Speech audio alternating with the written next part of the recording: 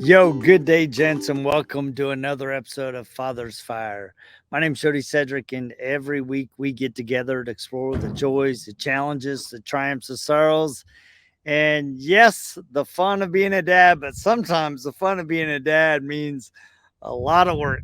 and as you can tell by the way I'm dressed, I've actually been doing the big list of things that needed to be done this morning.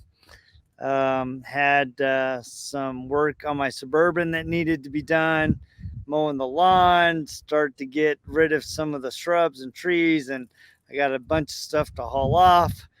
Also, we had a little bit of a flooding problem in our house about a week ago, and so I've been rebuilding shelves and getting that done. So it's just been one of those days where just been working, checking out the list, and I've had a lot of thoughts as I've been working this morning.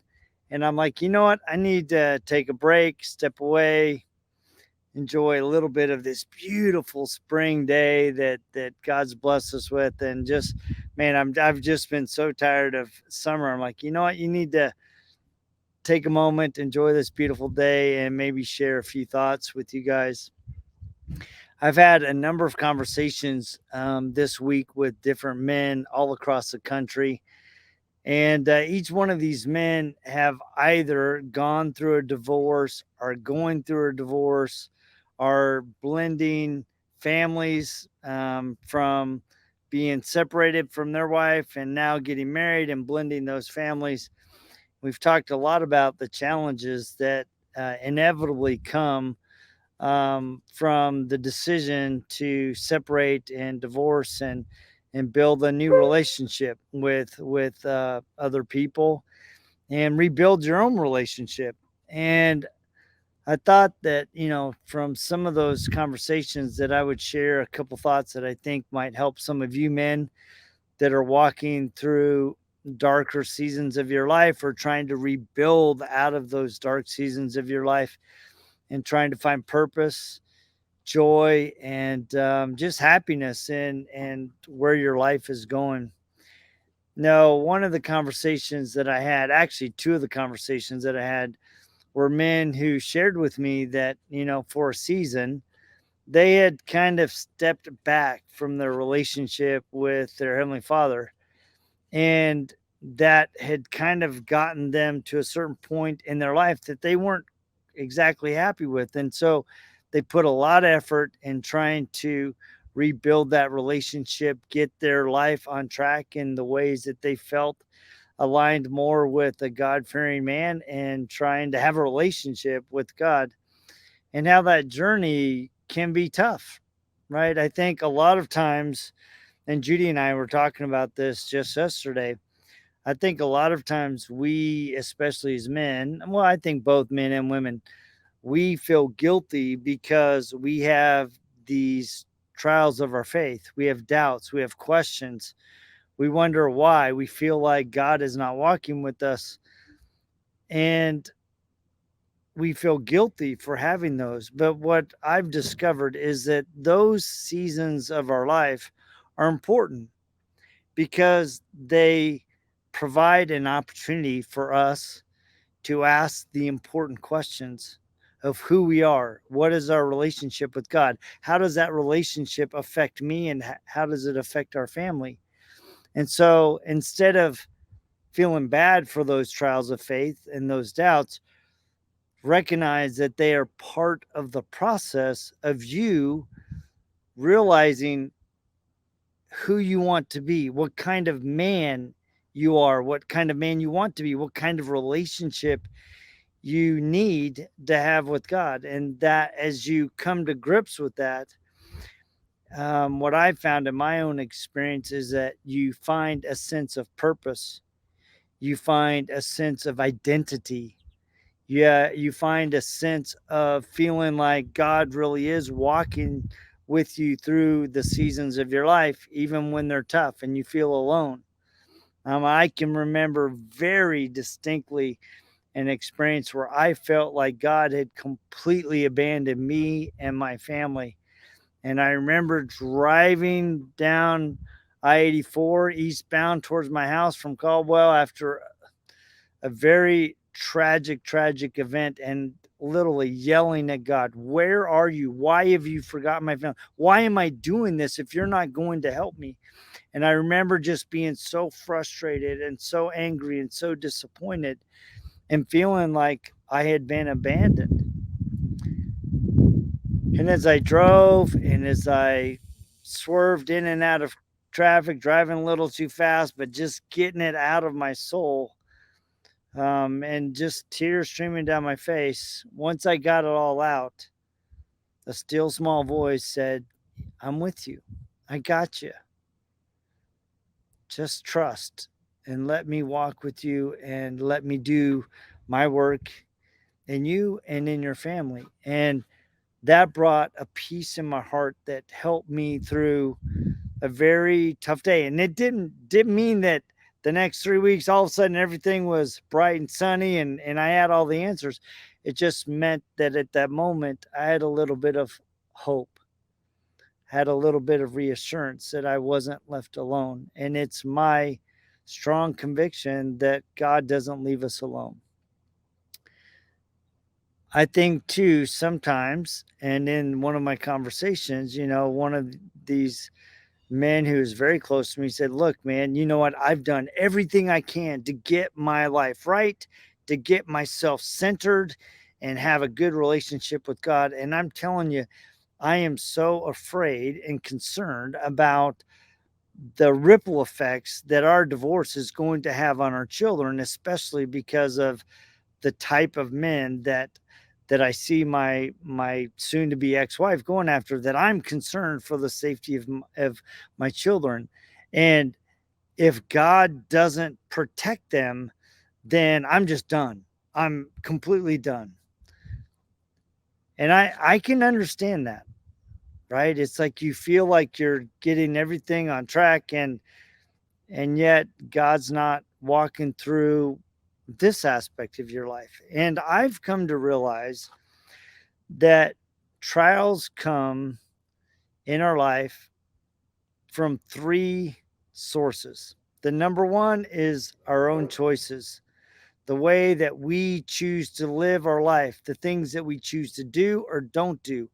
And those choices have ramifications and consequences that we have to own. We have to rebuild out of sometimes. And sometimes it took us a while to get to a certain point, and we think that, oh, just because we said we're sorry and it's all over, everything's okay. But it takes you just as long to build out of the hole that you dug. And I think a lot of times we don't recognize that the rebuilding sometimes takes as long, if not a little bit longer, to build out of. And that's important to recognize that sometimes the struggles that we are having are the consequences that have to be paid and repaid in order to build out of those situations of our life. And then there is the consequences that we have to deal with because of the choices of other people. And sometimes in the case of my that person that is very close to me, he and you and I have to own what we can control.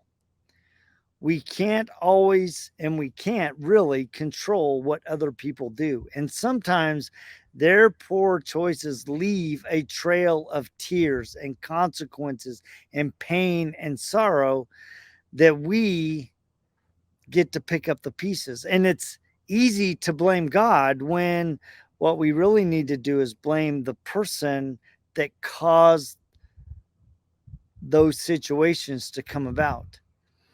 And what this does is it provides an opportunity for us to go, all right, I need to, one, figure out a way that I protect my heart so that it does not become cankered with blackness and anger and frustration and sorrow, because all that does is that darkness hurts you.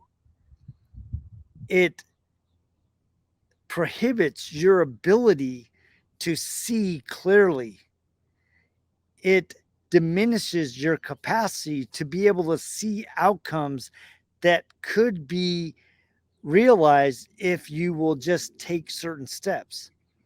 The other thing that I think it does is it provides an opportunity, which is very hard, to learn how to forgive, to look at the other person and give them grace for the poor decisions that they're making.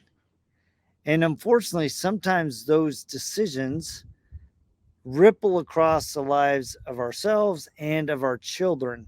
And now we are facing real world consequences to their decisions that we now need to learn how to be the strength for our children while trying to be and find the strength for ourselves.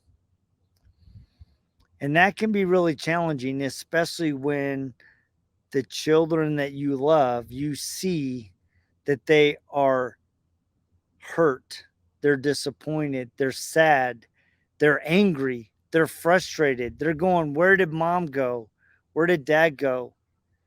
And now you get to be the strength for them and the foundation for them, because they are desperately looking for pillars of strength, mooring balls of hope, and going, all right, who do I cling to? What do I cling to? How do I define me as an individual? How do I reconcile that I feel like that person abandoned me and no longer loves me? Am I not worthy of love? And so now you have to find it within yourself and find ways to make that person, your child, your son, your daughter, feel loved, appreciated, and that they have a safe harbor in you. And that can be extremely challenging and weighing on the heart and the mind and the soul. And so I think, recognizing that, the first two sources of trials that we have as men, as we have as parents, as we have in our families, is one, from our own choices, and two, from the choices of others. And what I found is that the lessons that we learn that are caused by ourselves help define and build our character.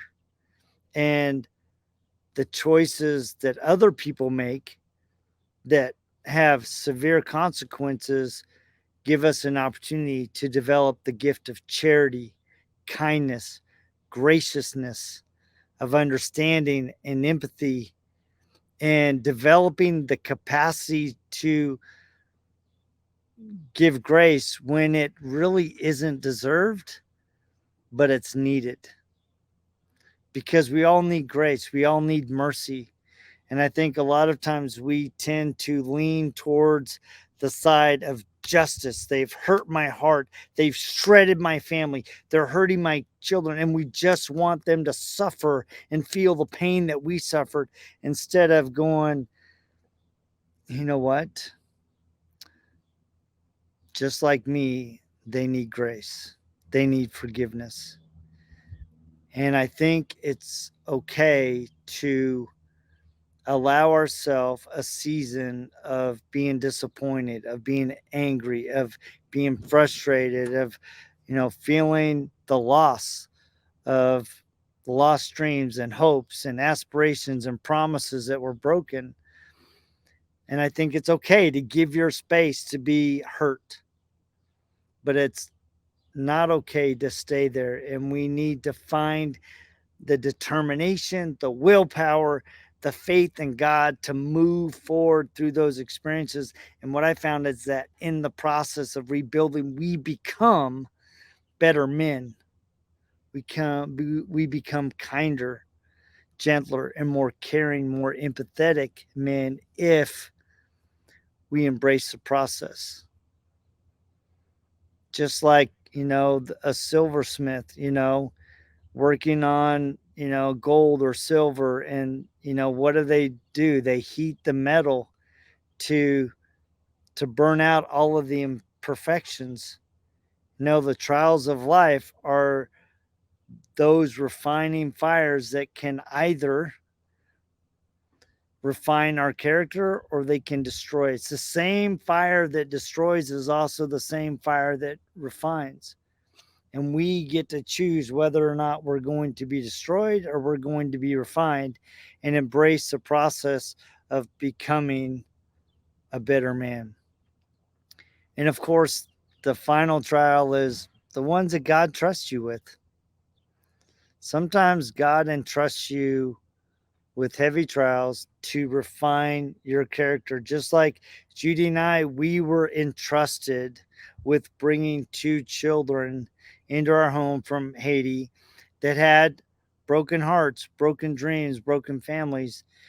And God entrusted Judy and I with the opportunity, the challenge, the frustration, the joy, the sorrow, the aches, the pains, the happiness, all of this process that has refined and challenged our family and challenged our commitment to each other and our reliance upon God and trusting that He is refining our family. And I had a great episode. In fact, I'll try to find the link and put it the link and put a link to it in the show notes. But I had a great conversation with my daughter Cynthia, you know, about right before Christmas, and she said, Dad, she goes, I would not want to go through what we've gone through again as a family. It was tough, it was challenging, it was heart wrenching, but I would not trade what it has done for our family. And I love that. I echo that sentiment. I mean, I would not want to walk through some of the seasons that we've gone through as a family, but I would not trade what it has done for our family because my family is knit in unity. Our hearts are sealed together through the searing and refinement process of some very heavy challenges.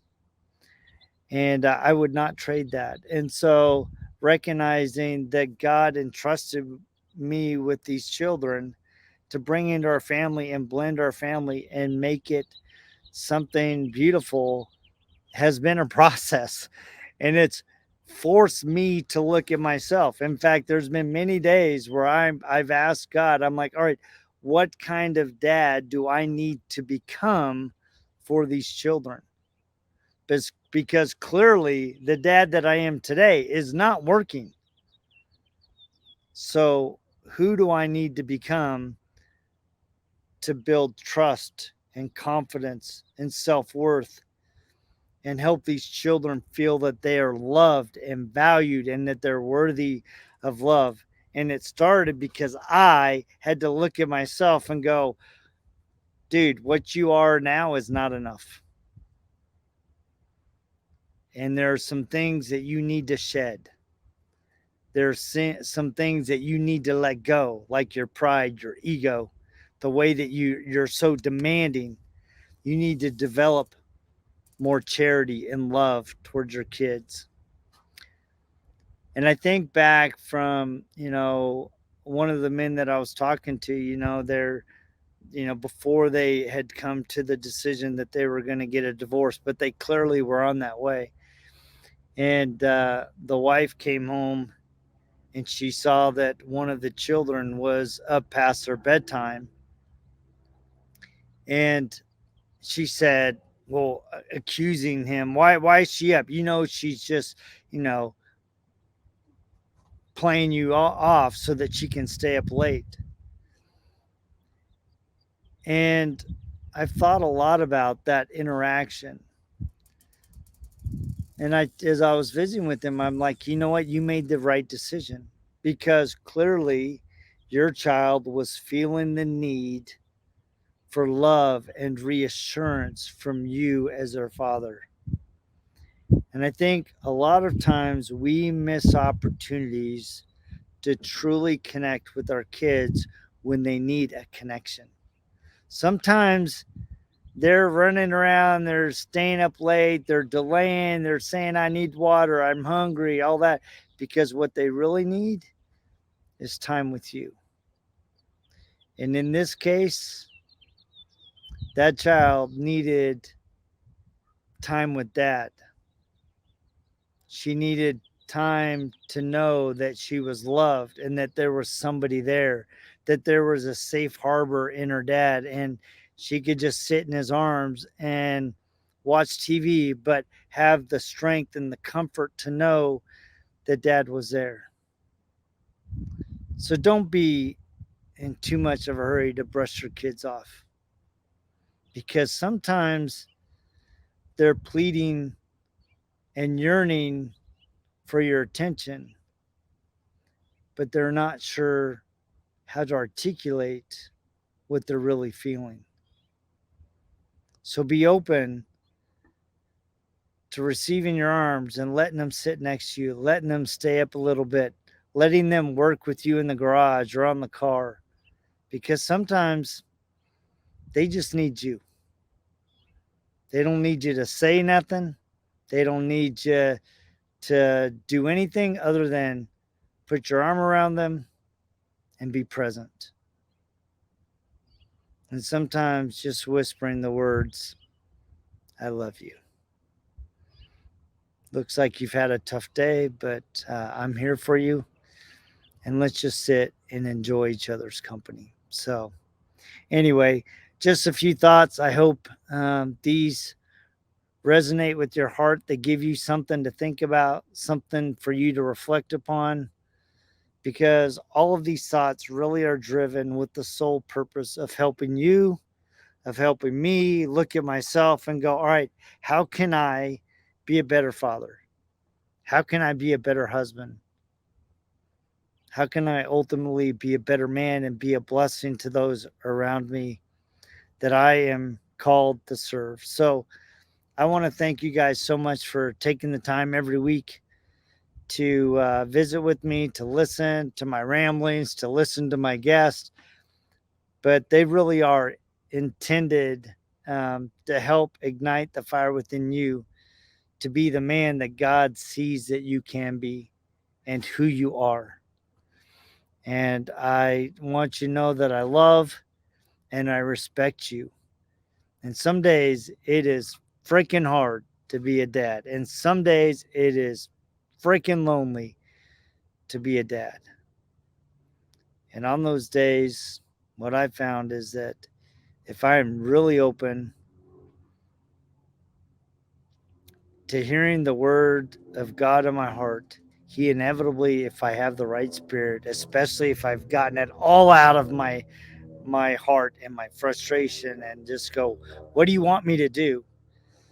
And then when I'm just still and just listen, he just whispers in my heart, trust,